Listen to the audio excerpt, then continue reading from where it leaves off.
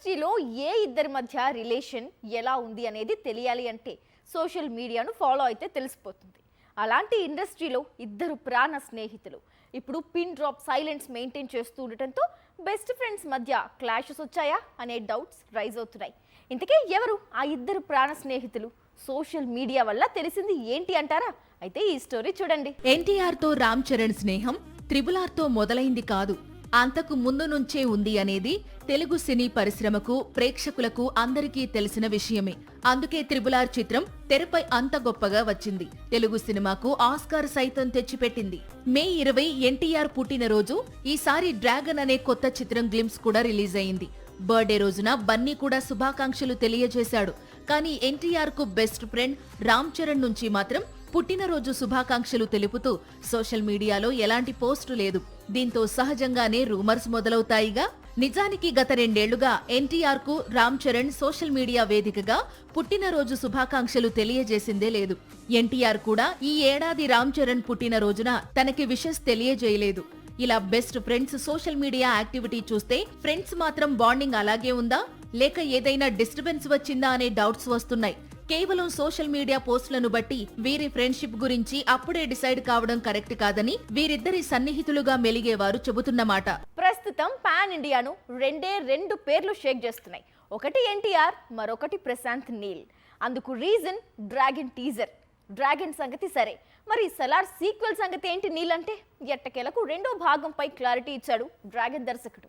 దీంతో rebel fans కాస్త relax అయ్యారు. యూట్యూబ్ లోకి డ్రాగన్ గ్లింప్స్ రిలీజ్ అయినప్పటి నుంచి సోషల్ మీడియాలో సలార్ సీక్వెల్ గురించి చర్చ మొదలు పెట్టారు రెబల్ ఫ్యాన్స్.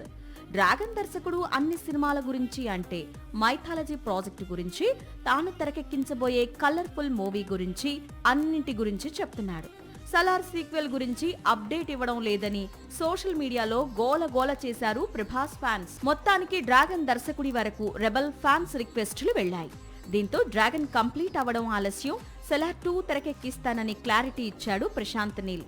సలార్ స్టోరీకి ఒక కన్క్లూజన్ ఇవ్వాల్సిన బాధ్యత తనపై ఉందని, తప్పకుండా అందరి అంచనాలు అందుకునే విధంగా సలార్ 2 ఉంటుందని చెప్తున్నాడు ప్రశాంత్ నీల్. కేజీఎఫ్ 2 చిత్రాలు ప్రశాంత్ నీల్ ఊహించిన విధంగానే ఆడియన్స్ నుంచి రెస్పాన్స్ అందుకున్నాయి.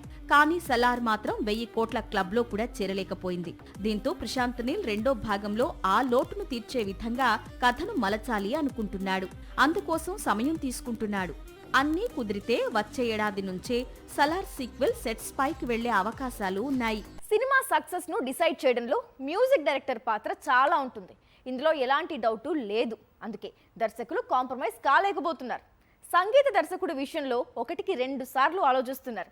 ఎక్కడా డిసప్పాయింట్ చేసినా ఇమీడియట్ గా రీప్లేస్ చేసేస్తున్నారు. మ్యూజిక్ విషయంలో టాలీవుడ్ డైరెక్టర్స్ అస్సలు కాంప్రమైజ్ కావడం లేదు. అందుకే గత కొద్ది రోజులుగా ఇదే ఇష్యూపై చాలా స్టోరీస్ బయటకొస్తున్నాయి. పుష్ప 2 కోసం దేవి శ్రీ ప్రసాద్, తమన్ వర్క్ చేయడం, ఆ తరువాత ఇదే ట్రెండ్ మరో సినిమాకు కంటిన్యూ కావడం తెలిసిందే. రీసెంట్ గా త్రివిక్రమ్ కూడా తాను తెరకెక్కిస్తున్న ఆదర్శ కుటుంబం చిత్రానికి ముందుగా Animal music director Harshavardhan Rameshwar ను ఎంపిక చేశాడు. తరువాత సగం సినిమా షూటింగ్ పూర్తయిన తరువాత హర్షవర్ధన్ వద్దని మళ్లీ తమన్ను ప్రాజెక్ట్ లోకి తీసుకొచ్చాడు త్రివిక్రమ్.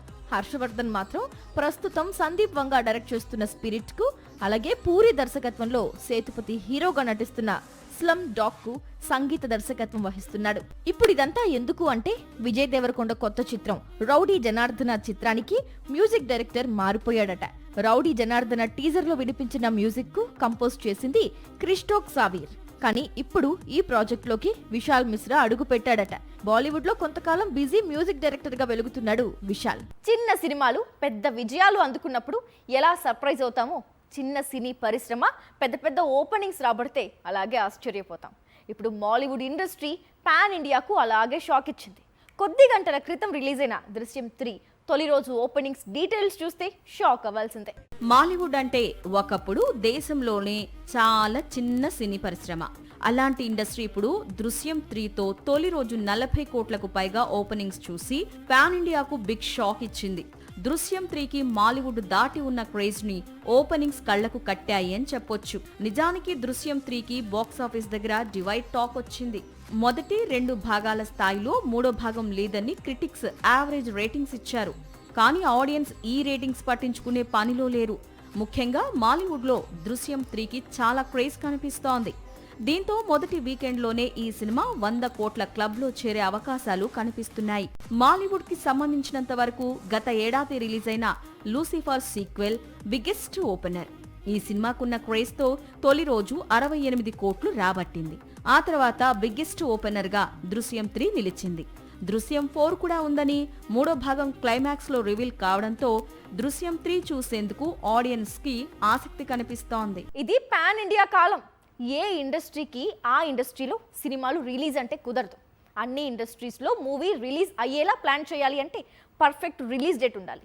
అందుకే ఏరి కోరి సెప్టెంబర్ 11న రణబాలి రిలీజ్ డేట్ లాక్ చేశాడు రౌడీ.